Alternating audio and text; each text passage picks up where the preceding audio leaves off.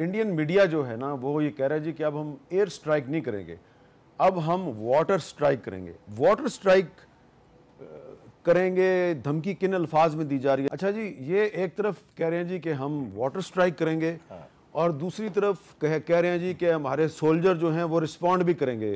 تو آپ کو کیا لگ رہا ہے کہ یہ واٹر سٹرائک تک ہی بات محدود رہے گی, یا پاکستان اور انڈیا ایک اور جنگ کی طرف جا رہے ہیں؟ پہلی بات ہے, ایک اور جنگ کی طرف نہیں جا رہا. ٹھیک ہے. انڈیا کی طرف سے فوجی حملے کی میرے امکان نظر نہیں آتا. اس کی دو وجوہات ہیں. نمبر 1 ہے کہ انڈیا نے جتنی میکسیمم توپیں چلا دینی تھیں وہ چلا دی کل انہوں نے. انڈس واٹر اسٹریٹی تک پہنچ گئے, واگا بند کر دیا, سٹاف کو نکال دیا, اور ویزے بند کر دیے. ویسے ویزے ویسے بھی بند ہیں, آپ سب نہیں جا سکتے آگے جانے کو, ویسے ہی ڈرتے ہیں آپ کے سچ سے. ٹھیک ہے, کرکٹ سے آپ کے کھیلنے کو تیار نہیں ہے. کچھ لوگ ہمارے جو ہیں مہر نادان دوست وہ تجارت کی بات کرتے تھے, بھئی وہ تو آپ کی ایگزسٹنس کے خلاف ہے یار, اکانڈ بھارت والے. یہ ہمارے کراچی کے کچھ دوست جو ہیں وہ بات کرتے تھے جی کہ ہمیں انڈیا کے ساتھ تجارت کرنی چاہیے. کراچی اور لاہور بھی. لاہور بھی, ہاں لاہور میں بھی. تو اب یہ ذرا یہ بتائیں نا کہ جنگ کا کوئی امکان نہیں. نمبر 1 کہ یہ جو انہوں نے میکسیمم پریشر ڈالنا تھا یہ. دوسری وجہ جو زیادہ امپورٹنٹ ہے کیوں جنگ کا امکان نہیں, کہ یہ کام ہندوستان ٹرائی کر چکا ہے. اچھا.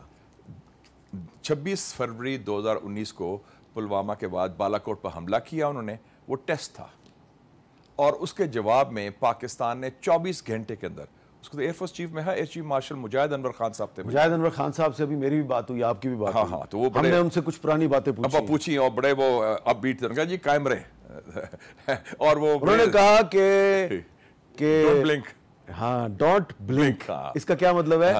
مطلب ہے کہ وہ یرکونا پنجابی میں ٹرانسلیٹ کر رہا ہوں. تو وہ ہم یرکے نہیں تھے 2019 میں, اور نہ انشاءاللہ ہم یرکیں گے. اس وقت 24 گھنٹے کے اندر ہم نے اٹیک کا جواب دیا, 2 جہاز گرائے, اور ابھینندن کو آپ نے پکڑ بھی لیا. اور مجھے یاد ہے مجھے سی این این نے فون کیا کہ senator what's going to happen now, it will be war now. میں کہا there will be no war. میں کہا Modi will blink and back off. کہنا what are you talking about. میں کہا مودی از اے بلی. بلی جو ہوتا ہے نا, size does not equal strength, کہ انڈیا بہت بڑا ملک ہے, سائز ہے. اگر وہ سائز کا ہوتا تو پھر ویتنام کی جنگ امریکہ جیت جاتا, افغانستان میں بھی امریکہ اور روس جیت جاتے. اس کا کوئی تعلق نہیں. ہمت کتنی ہے, صلاحیت کتنی ہے, اور جان کتنی ہے. تو میں نے کہا India Modi will blink and back of. بلی ہے, وہ ٹیسٹ کر رہا ہے کہ پاکستان میں کتنا دانا پانی ہے, کتنا دم ہے. تو ہم نے جو ہٹ بیک کیا, وہ کہیں گے یہ تو چھوڑنے والا نہیں, یہ تو پاگل بھی ہیں تھوڑے سے. وہ میڈ مین تھیوری ہوتی ہے نا کہ وہ کچھ بھی کر سکتا ہے. تو وہ ہم نے پروو. تو اس لیے میں سمجھتا ہوں وہ پاکستان نے جو یہ فالس فلیگ آپریشن کیا ہے, انہوں نے خود کروایا انڈین انٹیلیجنس نے.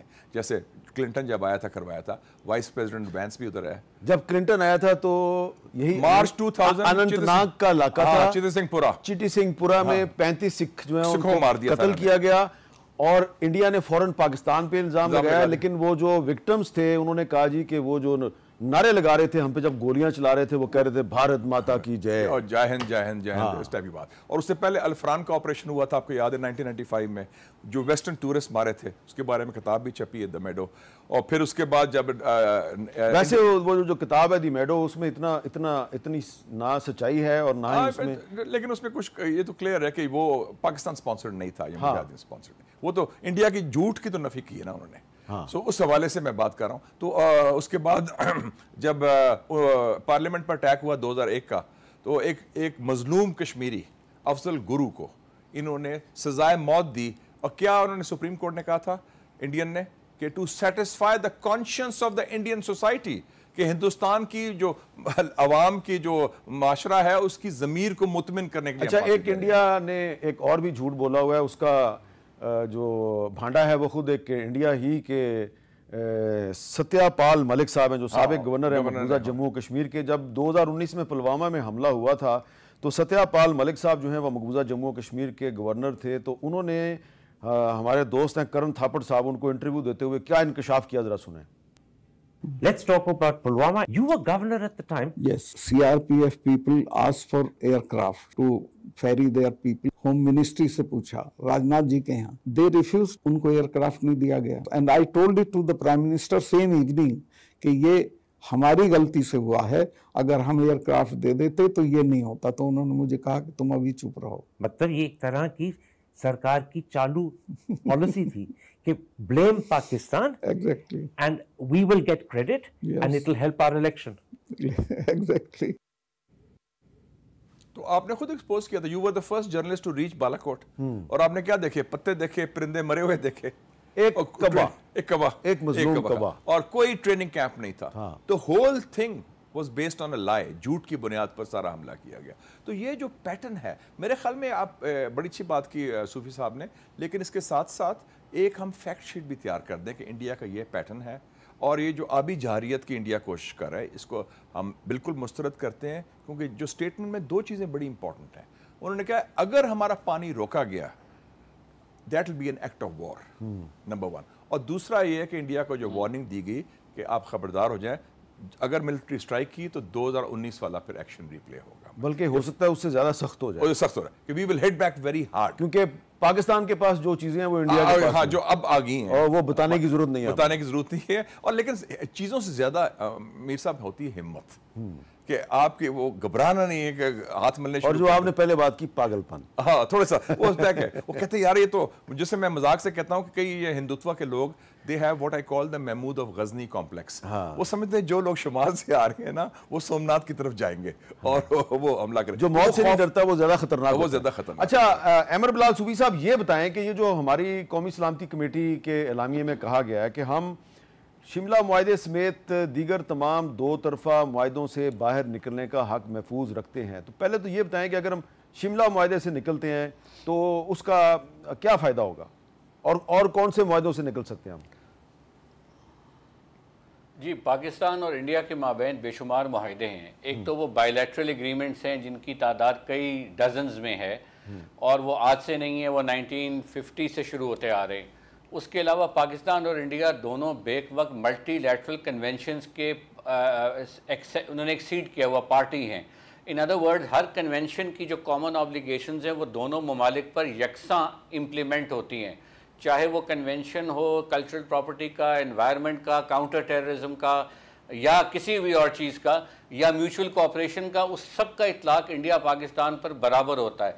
تو ان ادر ورڈز ہم ان اے ویری اسٹرینج وے, جو انڈیا کو بات سمجھنی چاہیے کہ اگر وہ ہاسٹیلٹی شو کرتا ہے تو اس کے باوجود آپ لیگلی بہت زیادہ لیگل فریم ورک کا حصہ بھی ہیں بیک وقت.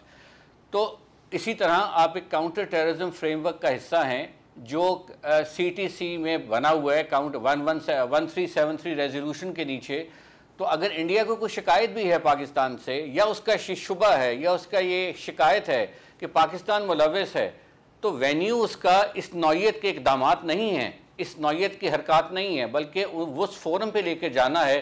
اور وہاں جب یہ انڈیا لے کر جائے گا تو پھر وہاں زیادہ بات تھریش ہو سکے گی, پاکستان بھی اپنا موقف پیش کر سکتا ہے. تو ایک گلوبل فورم کی موجودگی میں جس کو انڈیا نے بھی سائن کیا ہوا ہے, پاکستان نے بھی کیا ہوا ہے, اس کی موجودگی میں یک طرفہ ایسے عمل کرنا یہ از خود ایک غلط موقف رکھنے کے برابر ہے. اور اس کو انٹرنیشنل لاء میں درست نہیں سمجھا جاتا کہ ایک فورم ہے, آپ کی ساری بنیاد ہولڈنگ ان ابینس کی ٹیررزم کی ایلیگیشن ہے. وہ ایلیگیشن کون اس کو ایسرٹین کرے گا, اس کو کون ویریفائی کرے گا, اس کی ویریفیکیشن. ایک سوال ہے کہ شملہ معاہدہ جو ہے وہ ذوالفقار علی بھٹو اور اندرا گاندھی کے درمیان ہوا تھا. اس کے بعد بھارت جو ہے اس نے سیاچن گلیشیئر پہ قبضہ کیا جو کہ شملہ معاہدے کی خلاف ورزی تھی. تو شملہ معاہدے کو تو خود بھارت جو ہے وہ وائلیٹ کر چکا ہے, اس کو ایک طریقے سے انفیکٹو کر چکا ہے. تو اگر پاکستان کہتا ہے جی کہ ہم بھی اب اس کو نہیں مانتے, تو اس کا مطلب ہے انڈیا پھر یہ نہیں کہہ سکتا کہ جی مسئلہ کشمیر جو ہے وہ پاکستان اور انڈیا کا ایک بائی لیٹرل ایشو ہے, اس میں یونائٹڈ نیشنز کو نہ لے کے آؤ. جی, کافی حد تک آپ کی بات درست ہے, بیکاز وہ شملہ ایگریمنٹ کی بنیاد پر یہ آرگومنٹ بلڈ کرتے ہیں کہ بائی لیٹرل فریم ورک میں آ چکا ہوا ہے. لیکن چونکہ انہوں نے وہاں پر بھی وائلیٹ کیا, سیاچن میں بھی, اور اس کے بعد 5 اگست 2019 کا جو پریزیڈنشل آرڈر ہے وہ بھی شملہ ایگریمنٹ کی اسپیسیفک وائلیشن میں ہے. تو اگر ہم اسے سسپینڈ کرتے ہیں تو پہلے جو ایک لیگل فریم ورک میں ہم یہ بائی لیٹرلزم آرگیو کر رہے ہیں, تو اب ہمارا سارا کا سارا کشمیر کے حوالے سے انحصار یو این کی سیکیورٹی کاؤنسل کی ریزولوشنز پر ہے, جن ریزولوشنز میں کشمیر کی سیلف ڈٹرمینیشن کے فریم ورک میں سارے معاملات طے ہوں گے. سو پاکستان اپنے پرانے موقف کے ساتھ کھڑا ہو جائے گا, لیگلی اسپیکنگ اور اسٹریٹجیکلی اسپیکنگ. جی